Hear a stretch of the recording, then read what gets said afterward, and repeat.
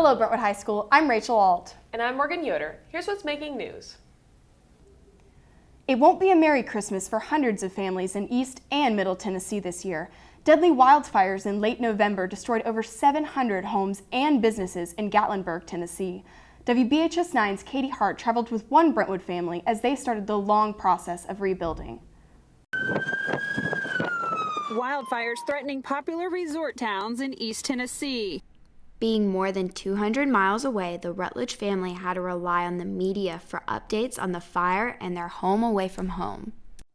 Well, the first that we heard of it was my parents called and told us we need to get on the internet and watch the local Knoxville. So we pretty much knew at that point in time that it was either burning, in the process of burning, or had already burned. So it's kind of a feeling of helplessness because there's nothing you can do. While they were blessed with being safe from the fire, neighbors and friends they had created a strong bond with were not as lucky. We had the place for a good number of years, and you get to know people. We got to know the people across the street. They were neighbors. They were full-time occupants of that property across the street. But they just barely got out. The lady got out with the pajamas on her back. And the other car that is still in their driveway is a burned out Hulk. So they got out with one vehicle. If you can imagine that. Anybody just think about it. You got to grab your keys and run for your lives. That's how it was. We will miss what was there before because of the fact that we were blessed with friends who came up and helped us when we had needs, and you've got fingerprints there. The Rutledge family and so many others are heartbroken over the results of the wildfire. Katie Hart, WBHS 9 News. It's not rebuilding, but building that's going on at several Williamson County schools. As many as 10,000 new students are expected to come into the county over the next 5 years. Channel 9's Matthew Willoughby has more. 8 elementary schools, 3 middle schools, and 1 new high school are planned by 2022.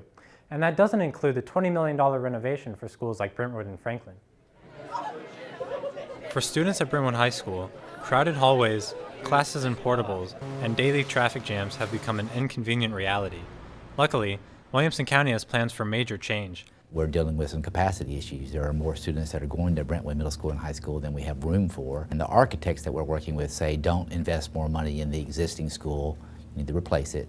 So we've come up with, I think, a creative solution to ultimately replace Brentwood Middle School with a brand new building on site, to add a third building, which is going to be a math, science, technology building, kind of in between both campuses.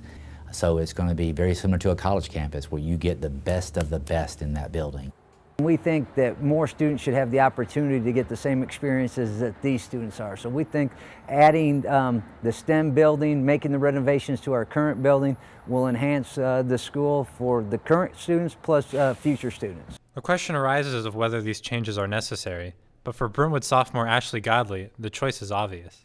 I think the renovations of the four-way stop will be really beneficial to students because from my experience, I've gotten pushed around a lot in the four-way stop, and sometimes it causes me to be late to classes. One of the things they are going to do is they're going to look at the ingress and egress of the parking lots. Transportation and parking is awful. It's a log jam after school every day, before school and after school every day. Senior Allison Smith speaks on behalf of all Brentwood students with obligations after school.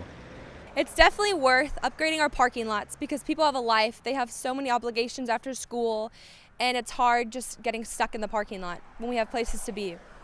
Well, the next step is the architects have to do their design work. That takes 6 or 7 months, to be honest with you, for them to develop architectural blueprints and that sort of thing.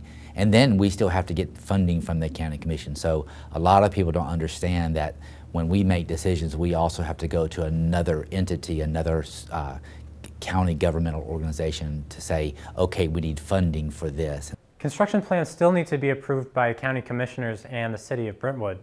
If it all comes together, BHS could be complete by the start of the 2018 school year. Thanks, Matthew. It didn't take years, but it did take months to put together Brentwood High's fall play. The Lion, the Witch, and the Wardrobe had one of the most extensive sets in BHS history. The lion Aslan was an 8-foot-tall animatronic puppet that took 2 people to operate. The cast was the largest ever for the fall play, made up of close to 50 members. Actors and the crew are now working on the spring musical. The Little Mermaid runs March 9th through the 12th in the BPAC. It's an epidemic with deadly consequences. 6 high school students are killed in the U.S. each day, many because they are texting on their phone. Last week, Brentwood High held a special assembly to show students the effects of texting and driving.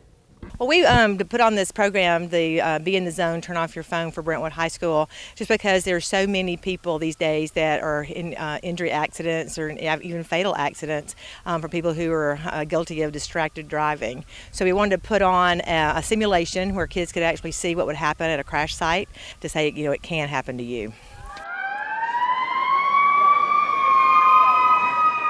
I know that the scenario base is the fun and exciting part to watch, and that the kids can relate to the car wreck and they think it's really cool to see. But the most important message delivered here today was by the Rawls. The fact that a distracted young woman crossed over a median and took their son's life. And we're all mothers, fathers, brothers, sisters, you know, everybody's got family, and that could have been your family member. And all the cost was just a few seconds of distracted driving, and we're trying to get that impact for you to realize that it could be you, it could be your friend, and all because of the increased cell phone usage today. The mock car crash was a part of a statewide initiative called Be in the Zone, encouraging drivers of all ages to be in the zone and turn off your phone. When we come back, a huge honor for a Bruins football player. And later, Brody Hasty goes for a second straight cross-country title. You're watching WBHS 9.